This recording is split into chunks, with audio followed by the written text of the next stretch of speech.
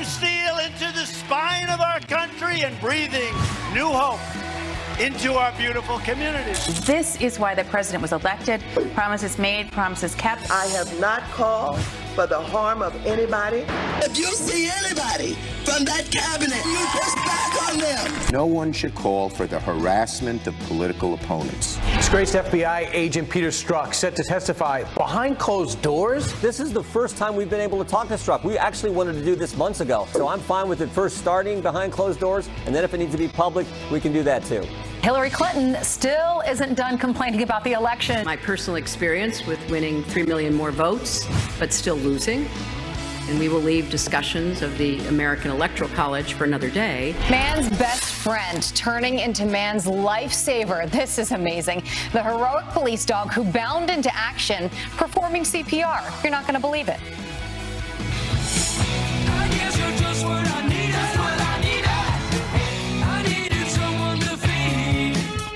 This is from the second album I ever bought. The Cars? Yeah. What was the first? Because the first one was, you're not going to believe it, Jerry Rafferty's Baker Street. Sure, I remember a lot of that. people, yeah. Well, that was the only, I thought you'd have more. I bet on him. I didn't know he was going to only come out one album. Collector's item. Right, but then the Cars had their rhythm guitarist is from Massapequa. So I thought, this is the first time anyone's ever brought an album for the rhythm guitarist. And it inspired you. Right, to not play music. Right, and to pick up the clarinet.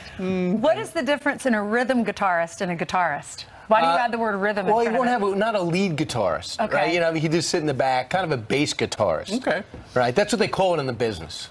We think. Right, I'm pretty sure. All right. Well, last night the president was in South Carolina. He was down there campaigning for Henry McMaster, who's running for governor. Primary is today. Well, there was the primary in June, and he didn't get the 50%. So now he is running against John Warren for the Republican. Exactly. So it's tight race. And he was the one. Governor McMaster was the one who supported President Trump right out of the gate when he was running against 16 other people. So the president is loyal to him and goes down there and is campaigning for him. Right, but both of the Republicans are Trump guys. Nonetheless, the president was down there, and he was, as typical Donald Trump rally, encouraged people to come out and vote today, and he covered a lot of other territory, too. Listen.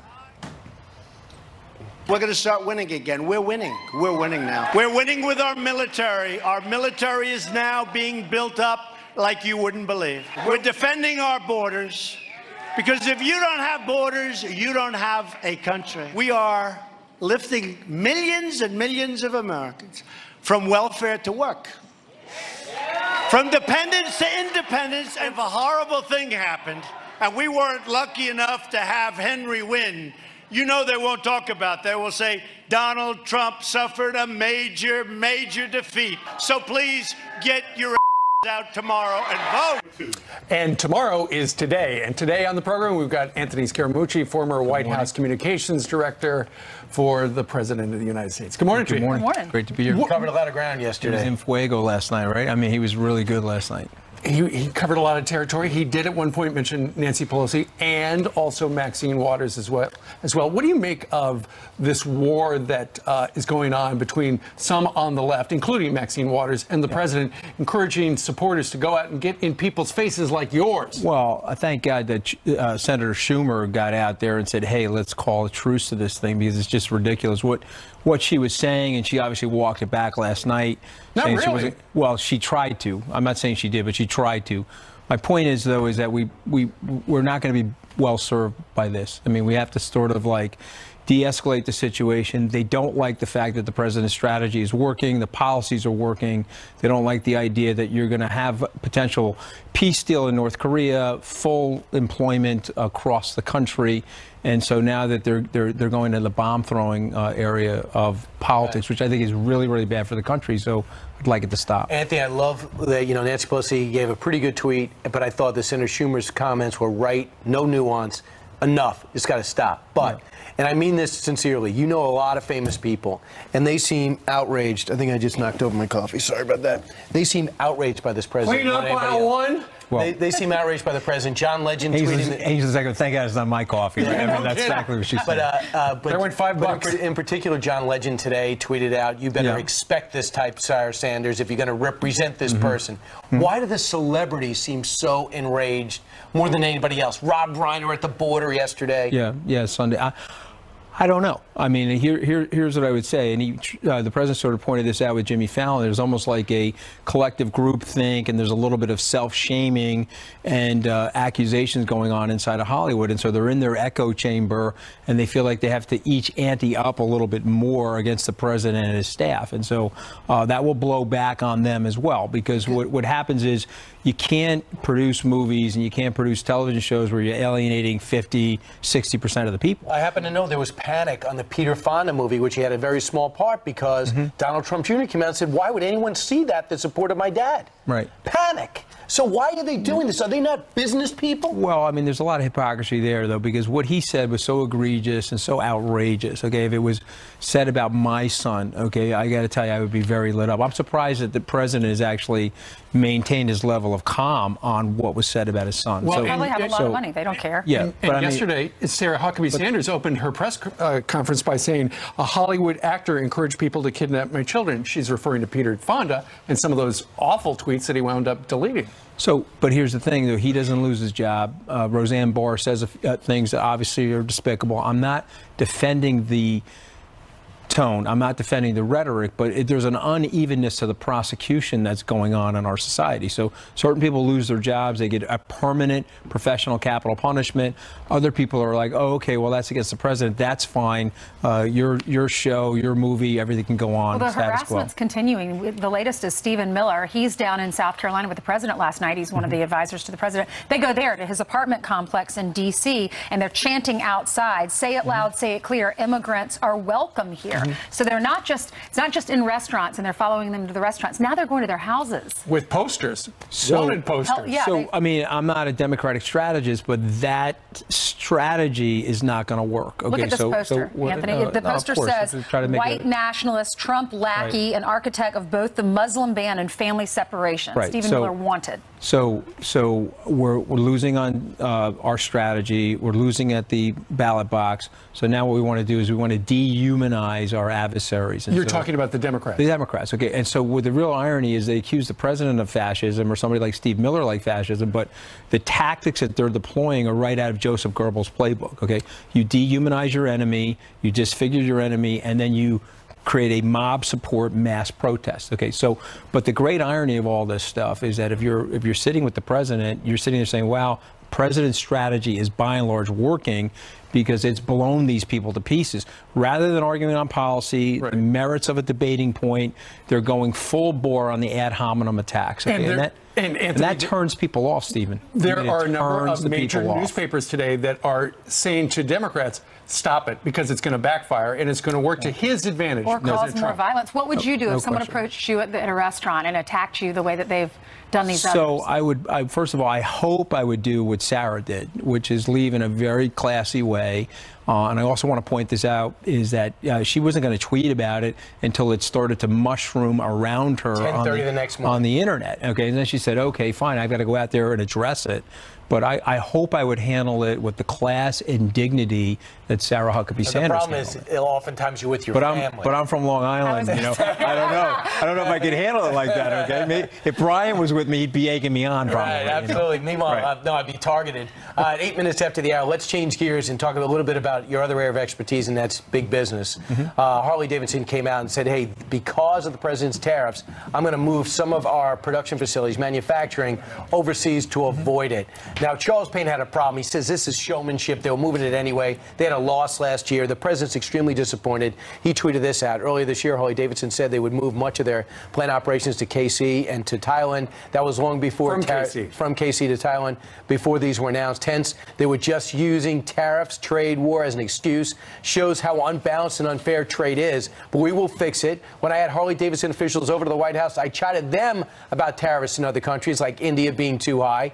Companies are now coming back to America. Harley must know that they won't be able to sell back into the U.S. without a big tax. So America, I know Senator Ron Johnson's getting nervous. Harley Davidson made a move. How's the trade war going? Well, I like the president's tweet about Harley Davidson a lot yesterday. If you caught that, he said to be patient. I think the message that is probably going to come out of the White House shortly is that they're very close on a lot of these trade deals. They're very close on a bilateral improvement in places like South Korea and possibly the EU. where we're going to get more or less what the president wants, which is a general reduction in tariffs. And so I think what's out there for the Democrats, that he wants a trade war and he's a protectionist, it's actually the very opposite. He's using the notion of tariffs and notion of quotas as a cudgel in the negotiation strategy. And so what the president said as he was leaving the G7, people should really listen to, he would be in favor of a parity world and zero tariffs. And so I would say to people, be patient. People were very surprised about what he did in North Korea. I think the outcome here on trade will also be very surprising, and it'll cause a bobblehead doll-like situation on the side of the Democrats. You got to talk about trade, Brian. Well, but the thing is, the president's got to communicate what you just communicated from the White House. He's got to explain to people, buckle up. It's going to be hard in the beginning, but the big picture, it's better. But the president has said this is a negotiation. He's trying to, but here's the other problem: is he doesn't want to overly tip his hand because he's in the back doors and he's negotiating, and he doesn't want to be out there gloating, okay, because he also knows whether it's Chancellor Merkel or Prime Minister Trudeau, they have their own constituents, they have their own politics that they have to deal with inside their own country. So that's why he's being, I think, cautious on that. Mr. Scaramucci, thank you for dropping by the couch. Great to be here. Could you imagine Brian and I in the restaurant together, though? Right, when coming after us? That's why we don't hang out. Be bad. It's a magnet for protesters. It'd be bad, yeah. We'd be singing Baker Street by Jerry Rafferty. It was very good. I thought he'd have another one in him, but he didn't. All right, it's 8:11 now here in New York City, and it's time for the news with Jillian. Jillian, can you please tell us who this artist is? Jerry Rafferty. Back in the olden days. Have you heard of him? No. Sorry, guys. Good morning to you. Good morning to you at home. Let's start off with this story that we're following. The man accused of ambushing and killing a fire captain expected to face a judge today. 77-year-old Thomas Kim charged with murdering Captain David Rosa. Police say Kim set a fire at his retirement home to lure first responders, then opened fire when they arrived. Firefighters across the region, across our state, and across our country right now are putting themselves in harm's way in service to their community. Captain Rosa answered that call this morning of service to his community, and he paid the ultimate sacrifice. A candlelight vigil held overnight outside Captain Rosa's firehouse in Long Beach, California. He leaves behind a wife and 2 kids. A second firefighter was also shot, but will be okay. A massive voter registration error may be affecting way more people than originally thought. A computer glitch at the Maryland MVA could affect as many as 80,000 voters. That's about 4 times as many than officials first estimated. The issue relating to changes voters made to their address or party affiliation on the MVA's website. Those affected will need to use provisional ballots.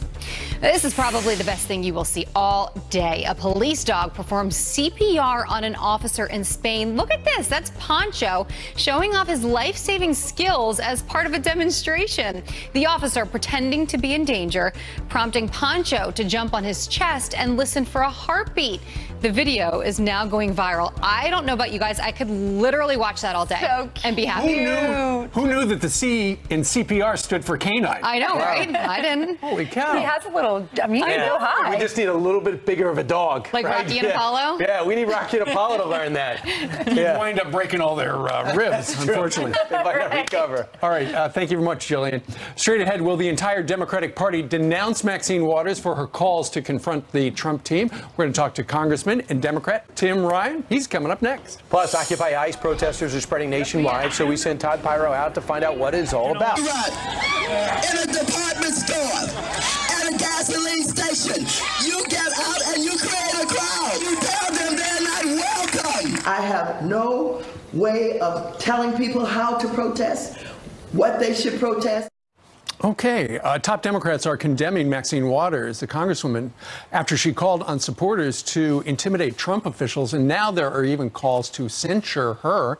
Here with the reaction is Ohio Congressman, Democrat Tim Ryan joins us from Statuary Hall. Tim, good morning to you. Good morning.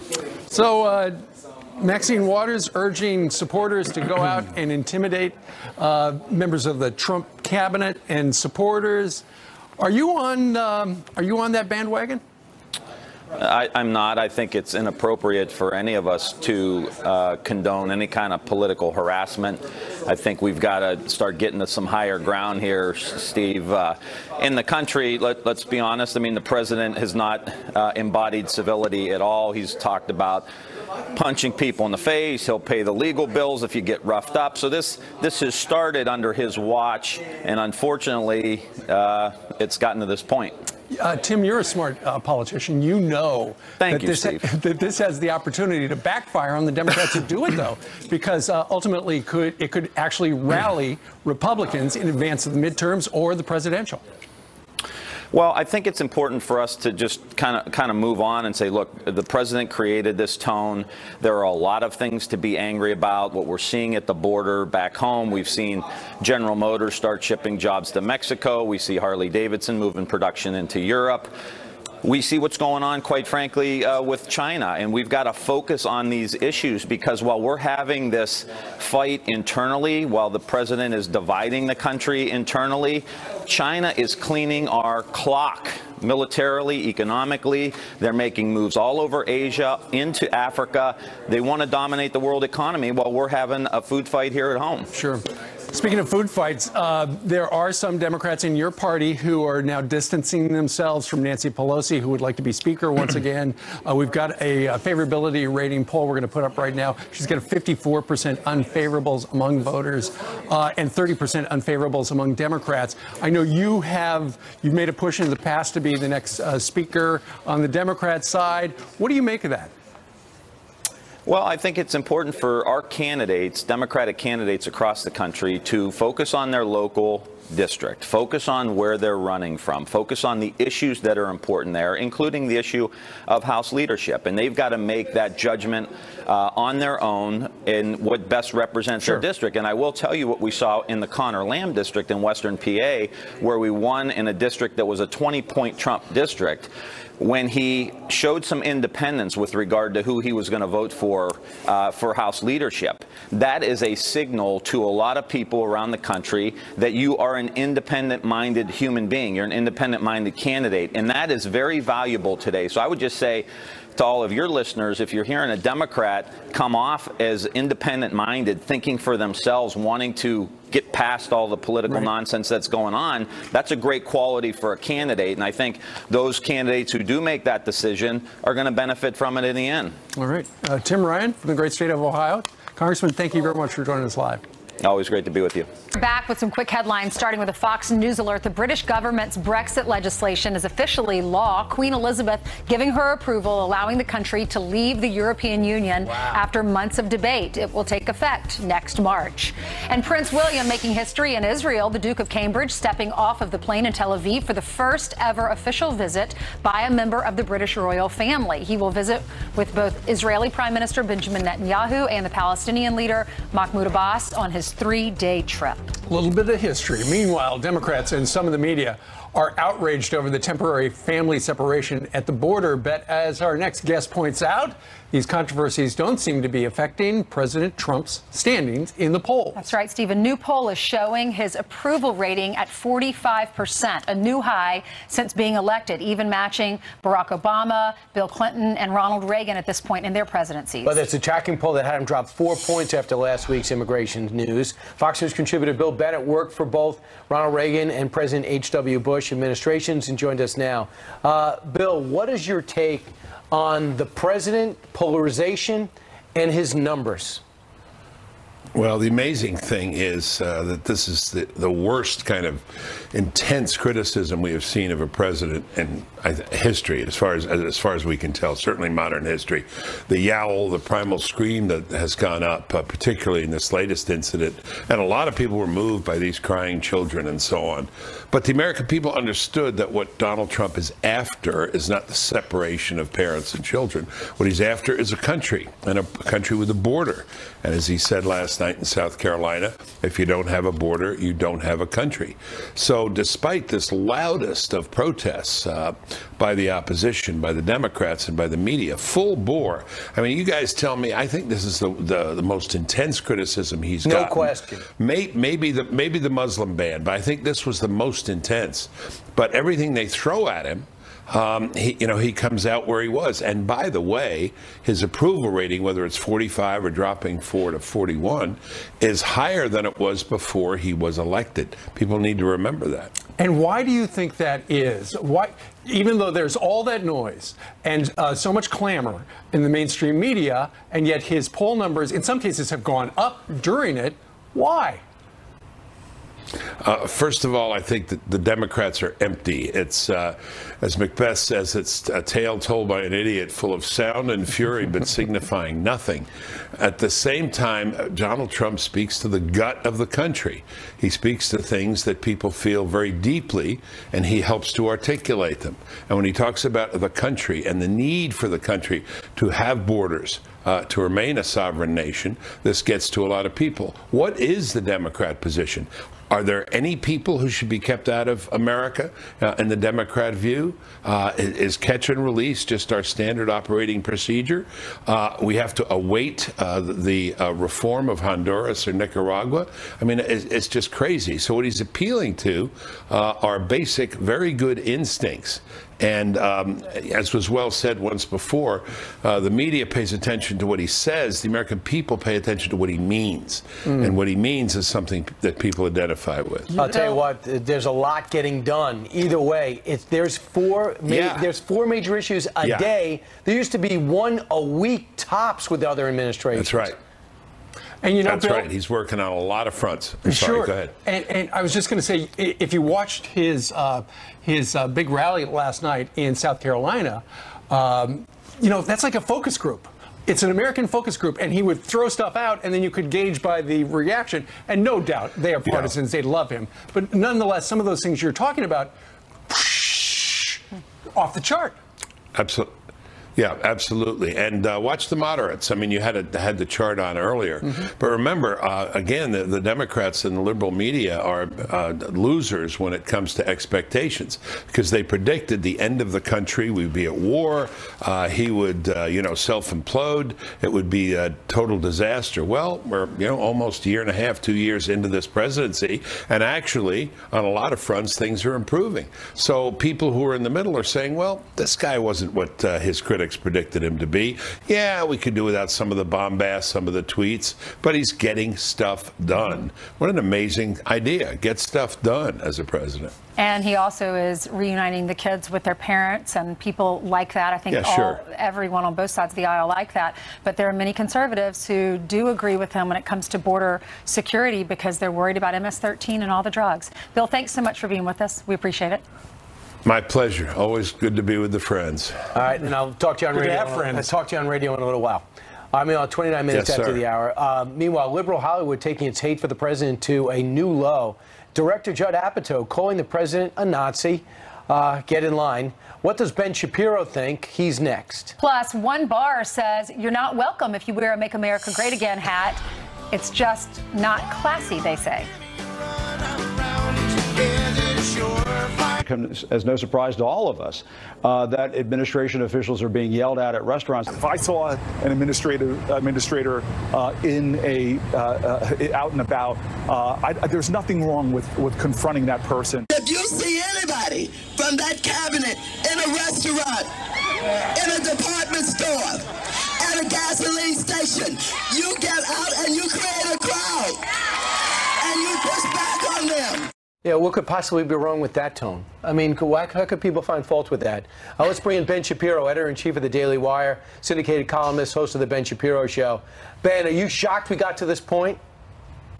Not at all. I mean, I think that this has been going on for at least a couple of years here. It started on college campuses, obviously. We've seen it at rallies during the last election cycle. Remember, there was a rally for President Trump in Chicago that was shut down due to tactics like this. I don't find any of this particularly shocking. I guess I'm just shocked by how much of the mainstream left has decided to endorse it. I mean, there have been Democratic leaders who have said that these sort of tactics are unacceptable, but I'm not sure they're not being outflanked by their radical base at this point.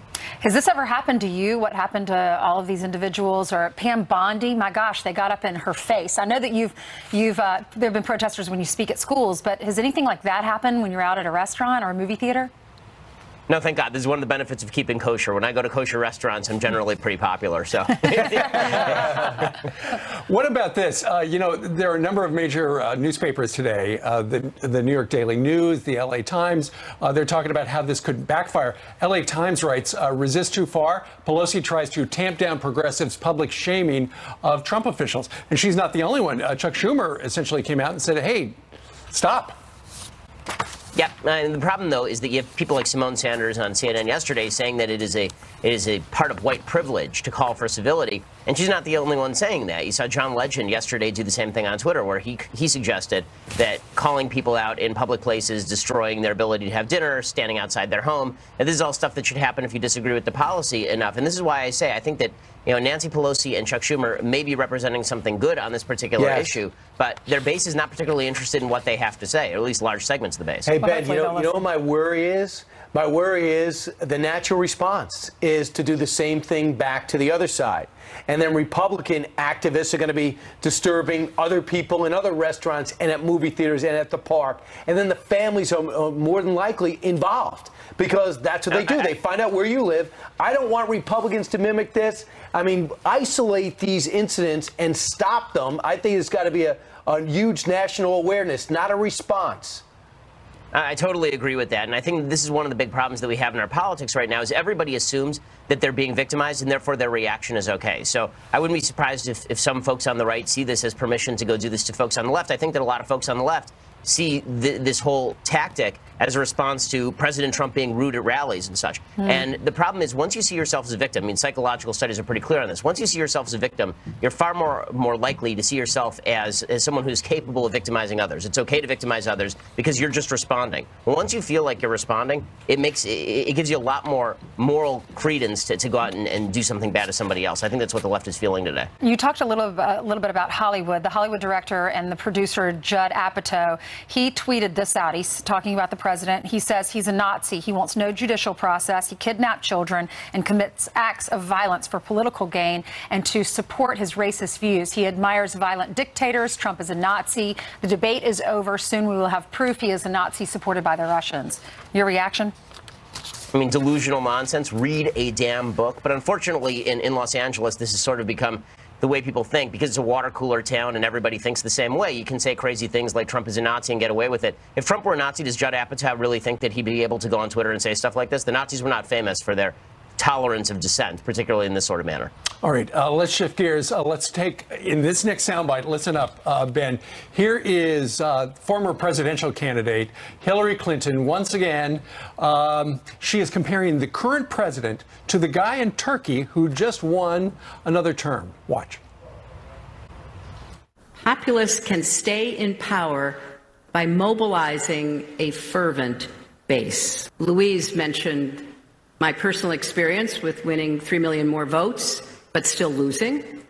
And we will leave discussions of the American Electoral College for another day. Monk concludes by saying, Turkey also shows that political and intellectual elites, both inside the country and around the world, persistently underestimate the threat which these kinds of leaders pose to the survival of democratic institutions. So, Ben, she would be president of the United States today if it wasn't for that pesky Electoral College.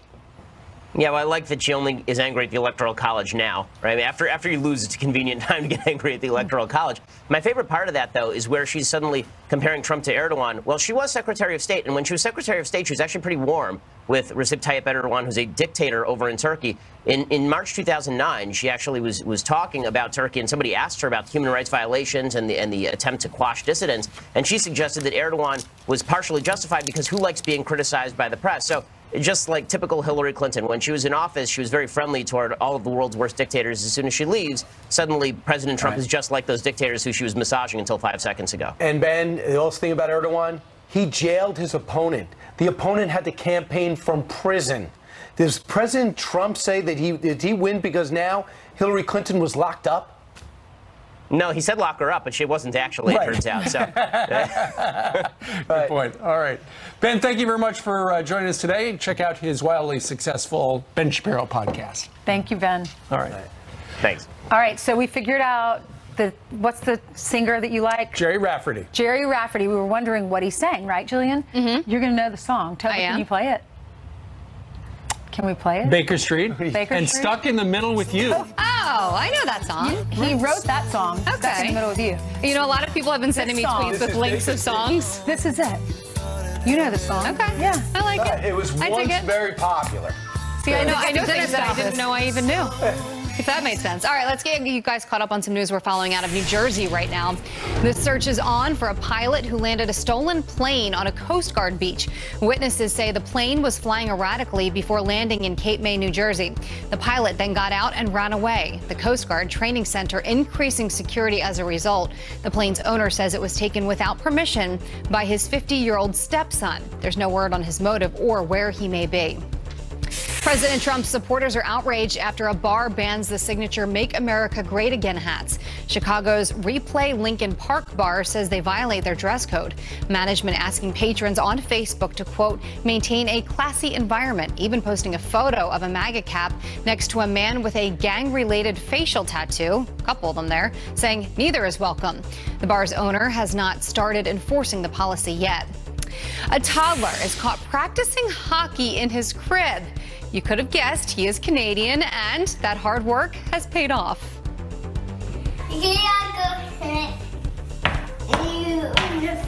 No. Oh my God.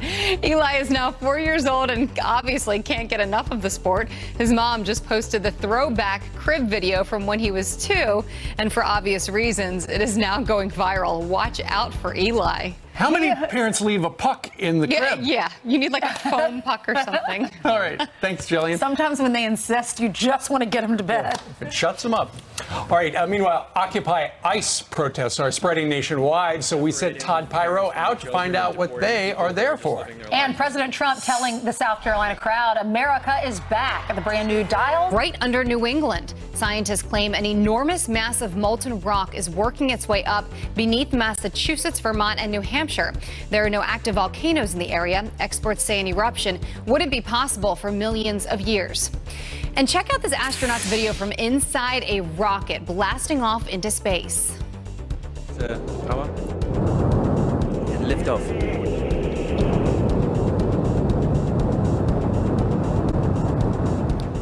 The 3 astronauts looking totally calm, traveling 18,000 miles per hour in the Soyuz spacecraft. The trio, including NASA's Serena Auñón Chancellor, heading to the International Space Station.